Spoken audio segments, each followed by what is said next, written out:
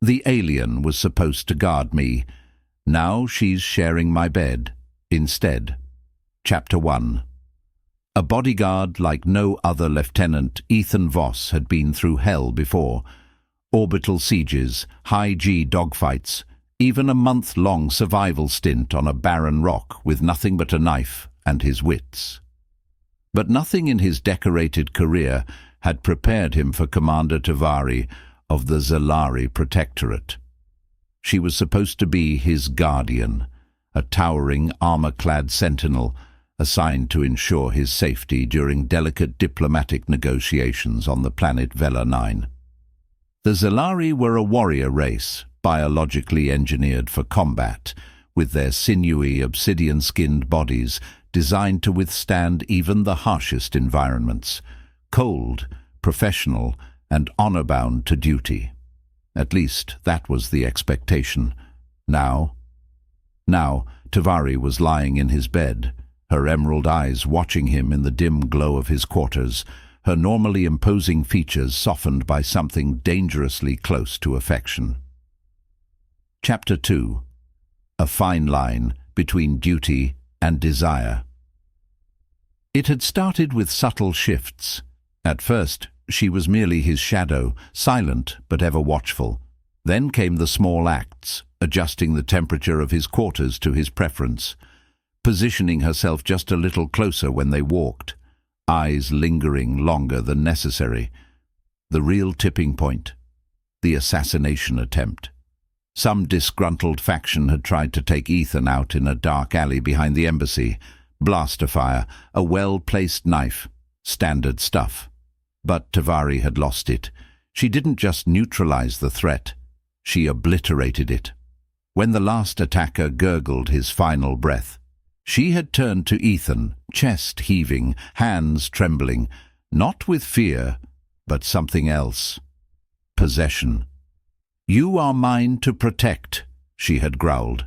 "No one takes what is mine." The weight of her words had lingered long after the fight was over. Chapter 3. A warrior's claim. Ethan sat on the edge of the bed, rubbing his temples. "This isn't standard protocol, you know."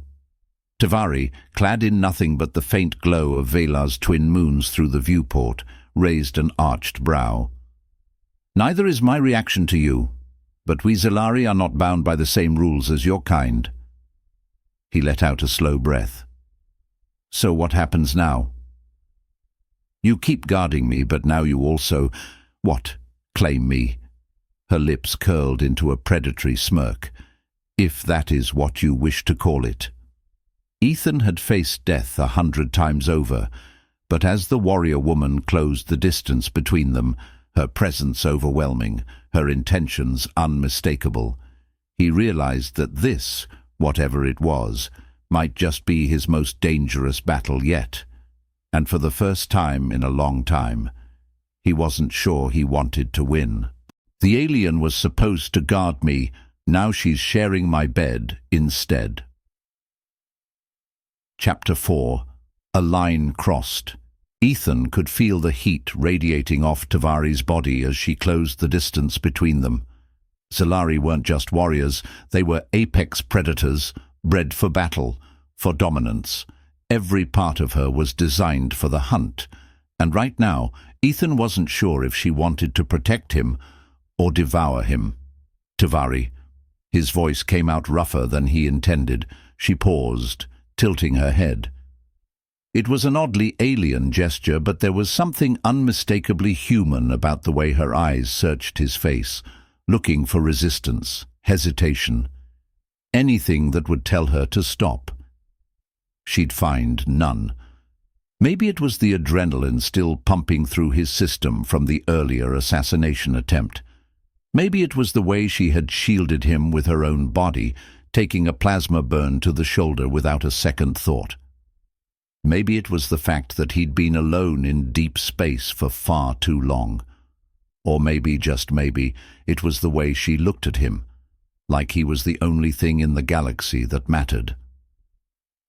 "I have been trained to guard what is valuable," she murmured, her voice low and edged with something raw. "But my instincts tell me to do more than guard. They tell me to claim—" Ethan exhaled sharply, his hands flexing at his sides. He'd fought against Zalari shock troopers before, sparring matches, war games. They were strong, their grip unyielding, and yet standing here, staring into those luminous green eyes, he realized something unnerving. Tavari was holding back. She was waiting. For him. "You don't have to hold back," he said, voice quieter now. "If we do this, I don't break that easily." A flicker of something crossed her face. Amusement? Respect? Desire? He wasn't sure. What he did know was that in the next second, she moved. Fast. One moment she was standing across from him, the next she was on him, pressing him back against the cool metal of his quarters, her breath warm against his throat. "You may not break," she whispered, her fingers tracing the scar on his jaw. "But I do not wish to test your limits. Not yet." The unspoken yet sent a shiver through him. Chapter 5. The Consequences of a Warrior's Love. The next morning, Ethan woke to the unfamiliar weight of another body beside him. Tavari lay there, one arm draped over his chest, her expression softer than he'd ever seen it.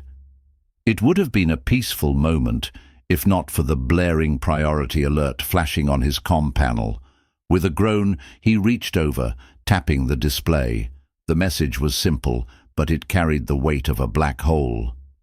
Urgent mission update. Zilari High Command has deemed your protection compromised. A new Guardian is being dispatched. Ethan felt the bed shift as Tavari sat up behind him, her gaze sharp as she read over his shoulder. "They want to replace you," he muttered. A dangerous growl rumbled from deep within her chest. "No one replaces me." Ethan turned to face her. "Then we've got a problem. Because the Zalari weren't known for their mercy, and if High Command thought Tavari had compromised her mission by getting too close to her charge, they wouldn't just remove her, they'd eliminate her. And Ethan? He sure as hell wasn't going to let that happen.